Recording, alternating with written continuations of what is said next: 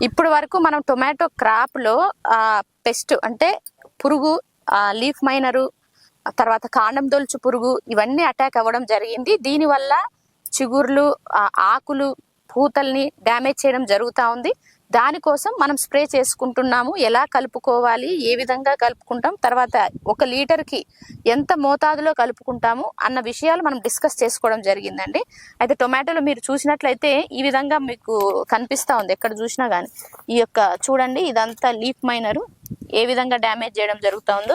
ఈ leaf miner వల్ల మనకు పూత డ్యామేజ్ అవుతా ఉంది. చూడండి, ఇదంతా పూత అంతా ఇక్కడ కొరికేయడం జరిగింది, పురుగు అటాక్ అవి. ఇక్కడ కూడా చూడండి, మొత్తం కొరికేసి పూత డ్యామేజ్ అవుతుంది. ఇప్పుడు పూత వస్తేనే మనకు ఫ్రూట్ సెట్ అవుతుంది. ఇక్కడ చూడండి, అంతా పురుగు ఇట్లా మనకు ఆకులంతా కూడా పాడు చేస్తూ ఉంది. ఆకులలో ఒక లేయర్ తీసి దాంట్లో గుడ్డు పెడతా ఉంది. ఆ గుడ్డు, ఆ సన్న పురుగు బయటకు వచ్చి మళ్ళీ వీటన్నిటిని కొరకడం జరుగుతూ ఉంది. దానివల్ల పూత పోతుంది. పూత డ్యామేజ్ అయితే మనకు కాత డ్యామేజ్ అయినట్లే. దానికోసం ముందే మనము స్ప్రే అన్నది చేసుకోవడం జరగాలన్నట్టు. అంటే కొంచెం చూసి గమనించినప్పుడే స్ప్రే చేసుకుంటే మన బాగా కంట్రోల్లో ఉంటుంది. ఇప్పుడు స్ప్రే అన్నది కొంచెం లేట్గా చేసుకోవడం జరిగింది. దానివల్లే మళ్ళీ కొంచెం అటాక్ ఎక్కువ అవడం జరిగిందండి. ఇదంతా మనం ఏం షేడ్ నెట్ కాదు, ఓపెన్ ఏరియాలో మనం ఇది కల్టివేట్ చేయడం జరుగుతుంది.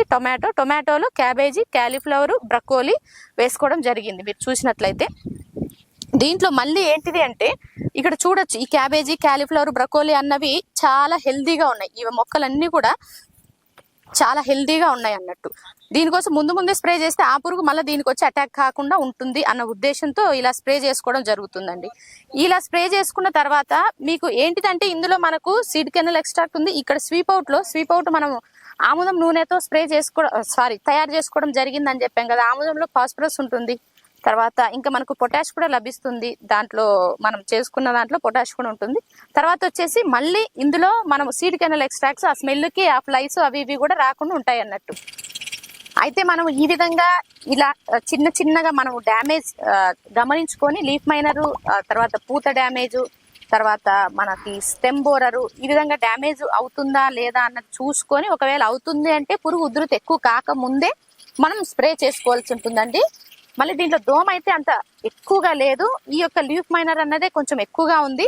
ఎందుకంటే ఈ వాతావరణంకి ఇప్పుడు ఎక్కువ రావడం జరుగుతుంది. దానికి ఇంకా ముందుగానే ప్రివెంటివ్ గా చేసుకుంటే ఇంకా చాలా మంచిది. బట్ మనకు స్ప్రేస్ ఒక 10 days గ్యాప్ రావడం జరిగింది. దానివల్లే ఇలా ఉన్నది. అయితే మనకు దీనికన్నా ముందు మనం మట్టి ద్రావణం అన్నది స్ప్రే చేసుకోవడం జరిగింది. అంతకు ముందు BVM, seed kernel extract, biogel spray చేసుకోవడం జరిగింది. ఇప్పుడేమో sweep out, BVM, seed kernel extract అన్నది స్ప్రే చేసుకుంటా ఉన్నాం. దీని తర్వాత దీని రిజల్ట్ కూడా అంటే ఎంత బాగుంది, నెక్స్ట్ స్ప్రే చేసిన ఒక 1 week తర్వాత, ఒక వారం తర్వాత మళ్ళీ ఎలా ఉందో మీకు ఇంకొక వీడియో ద్వారా మీకు తెలియపరుస్తాను. సో కాబట్టి ఇలాంటి లీఫ్ మైనర్ ఇలా వచ్చినప్పుడు నివారణ చర్యలుగా బయో పెస్టిసైడ్ అన్నది బాగా పనిచేస్తుంది. దాంతో పాటు సీడ్ కెనల్ ఎక్స్ట్రాక్ట్ అయినా చేసుకోవచ్చు, లేదు అంటే మిక్స్డ్ ఆయిల్ కూడా మీరు స్ప్రే చేసుకోవచ్చు అండి. చాలా బాగా నివారించబడుతుంది. మీరు కూరగాయలు కాబట్టి మరీను ఇందులో క్యాబేజీ, క్యాలీఫ్లవర్, బ్రకోలీ ఉంది కాబట్టి వాటికి పురుగు అన్నది ఎక్కువ అటాక్ అవటం, ఉధృతి ఎక్కువ ఉంటుంది కాబట్టి కొంచెం ముందుగానే అట్లీస్ట్ మినిమం ఒక 7 రోజులకు ఒకసారి స్ప్రే చేసుకుంటే చాలా బాగుంటుంది. దీంట్లో మనం మొలకల ద్రావణం అవి కూడా స్ప్రే చేసుకోవచ్చు, అయితే మనం మాత్రం ఇప్పుడు ఈ 3 కాంబినేషన్స్ లో చేసుకోవడం జరిగింది.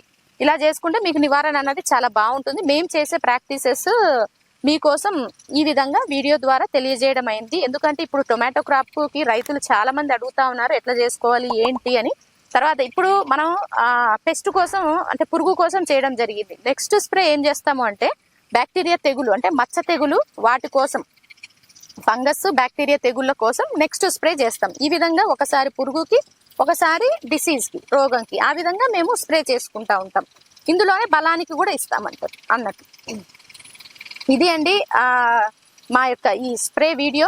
మీకు నచ్చితే మీ తోటి రైతులకి తెలియచేయండి. మీకు ఏమైనా డౌట్ ఉంటే కమెంట్ రూపంలో తెలియజేస్తే నేను ఇంకొక వీడియోతో మీ ముందుకు రాగలను. Thank you. మా సేంద్రియ వ్యవసాయ పద్ధతులు మీకు నచ్చినట్లయితే లైక్ చేయండి, షేర్ చేయండి. ప్రతి ఒక్కరం సేంద్రియం వైపు బాటలు వేద్దాం. Thank you.